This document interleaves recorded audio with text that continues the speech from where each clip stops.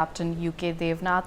Moving on to some other news coming in. U.S. President Donald Trump responds over his increasing closeness to Russia on Ukraine, saying the United States should worry less about Putin. And he has stated, quote, "We should spend less time worrying about Putin and more time worrying about migrant rape gangs, drug lords, murderers, and people from mental institutions entering our country," unquote.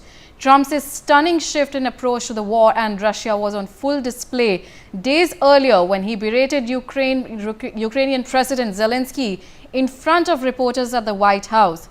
The unprecedented public spat with Trump calling the Ukrainian leader disrespectful resulted in Zelensky leaving the White House without the anticipated signing of a pact on sharing mineral rights. Trump's growing closeness with Putin has rung alarm bells across Europe as well as among the U.S. Democratic Party, who have raised national security concerns.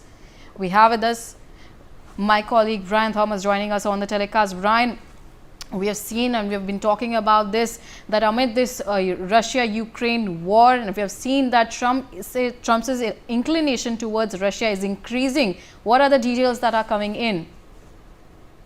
Well, definitely President Donald Trump has dismissed criticism over his warning ties with Russia, arguing that the U.S. should focus less on Vladimir Putin and more on domestic crimes and immigration issues. Now, his remarks also come days after a tense open meeting happened with Volodymyr Zelensky, where Trump publicly berated the Ukrainian leader, calling him disrespectful, and the fallout resulted in Zelensky leaving without signing a major agreement that could have been given the U.S. access to Ukraine's rare earth minerals. Now, the abrupt shift also in approach to the war in Ukraine has deeply unsettled European allies and drawn strong criticism from the Democrats, who fear that Trump is now aligning U.S. foreign policy with the Kremlin interests. Now, very importantly, senior Senator Chris Murphy, one of Trump's fiercest critics, has warned that the administration's stance signals a dangerous realignment, and other Democrats have also raised national security concerns, arguing that Trump's rhetoric and policy shifts could undermine NATO unity and even embolden Russian aggression. Despite these criticisms, also very importantly, Republicans have also largely backed Trump, with some even suggesting Zelensky should step down to facilitate peace with Russia. And also, National Security Advisor Mike Waltz also said that they need a leader that can deal with the U.S., eventually deal with the Russians, and also end this war as well. Yes. We also have with us Major General A.K. Sivaj on this, a defense expert joining us. Major General A.K. Sivaj, we have earlier seen that when we are talking about Russia and US's ties, we have earlier seen that this has raised alarms across West. They are at crossroads in terms of the Russia-Ukraine war, and there was a European summit, an emergency meeting that was held in which Zelensky was also present in that meeting, and in which Europe also wants to take part in the negotiations in terms of this war. So how do you think, what exactly does this mean for the Russia-Ukraine war when it comes to the U.S. president's move that has been going on for quite some time? No, as far as Donald Trump is concerned, he is interested that ceasefire should come as far as Russia-Ukraine war is there, because this war is there for almost about 3 years, and there has been a loss of lives more than about 1 lakh on the either side. And the food, fuel, fertilizer prices have gone all over the world almost in a double figure.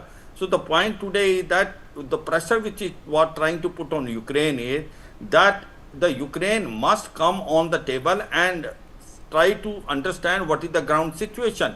He is losing a war. He cannot win now against Russia. He must be ready to negotiate. But the problem which is coming as far as Zelensky is concerned, basically what Ukraine is saying, that we want some sort of a security arrangement in a manner that in case we are attacked in future, we will be saved. You see, as far as US is concerned, they are saying that it can't be given immediately. First, a ceasefire must take place, and then the talks can take place thereafter. That is what is not been understood by Zelensky. Zelensky is not interested in ceasefire. Zelensky says the ceasefire will be a military pause. In that, Russia will again attack after doing a refit and basically building its own sort of military strength. But the point today which is there is, as far as Donald Trump is concerned, he sincerely wants this war to stop, and this can only stop once the Ukraine and Russia will also come on the negotiating table. To come to the negotiating table, it is US which is playing a mediator role. It is trying to have good relations with Zelensky, try to make him understand, sign this minimal deal, and thereafter talk about ceasefire. And then, you know, on the both sides, there will be issues. You see, as far as Russia is concerned, there are two red lines. Russia, Putin says that the area which they have almost about 20% of taken from Ukraine, including Crimea, they are not going to negotiate. And the second thing is, they say that it has to be ensured that Ukraine do not join NATO. It has to be given in written assurance.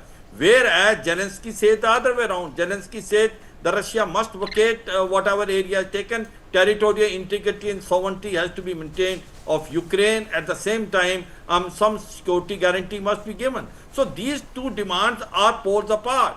So once the talks will start, some sort of via media will come. Now Europe, which is trying to now stand all right, along with Major Zelensky, General that's A.K. fine. Sivaj, unfortunately we have run out of time. Thank you so much for joining us on the telecast, and Brian Thomas as well.